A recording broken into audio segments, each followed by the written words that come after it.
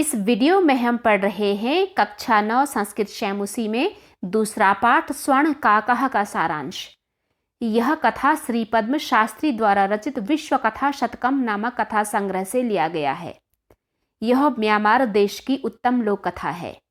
इसमें लोभ का बुरा परिणाम और त्याग का अच्छा परिणाम सोने के पंखों वाले कौवे के माध्यम से वर्णित है।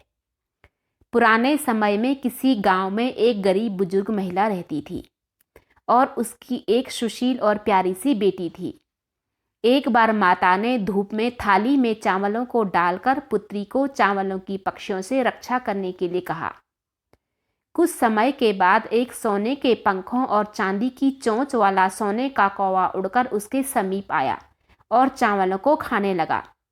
बालिका के द्वारा रोकने पर कौवे ने उसे सूर्योदय से पूर्व गांव से बाहर पीपल के पेड़ के पीछे आने पर चावलों की कीमत देने के लिए बुलाया।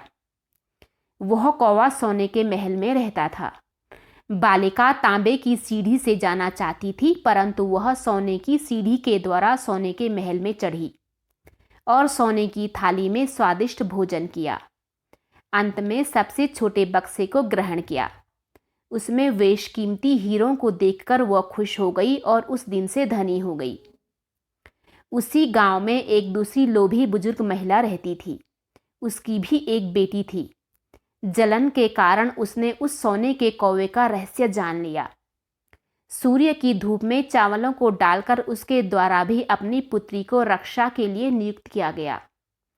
उसी प्रकार सोने के पंखों वाले कौवे ने चावलों को खाते हुए उसको भी वहीं बुलाया। सोने के कौवे ने उस लालची लड़की के लिए तांबे की सीढ़ी प्रदान की और भोजन भी तांबे के पात्र में ही कराया। वापस लौटते समय लोभ के वशीभूत उसने सबसे बड़े बक्से को ग्रहण किया। उसमें भयंकर काला सांप देखकर वह आश्चर्यचकित हो जाती है।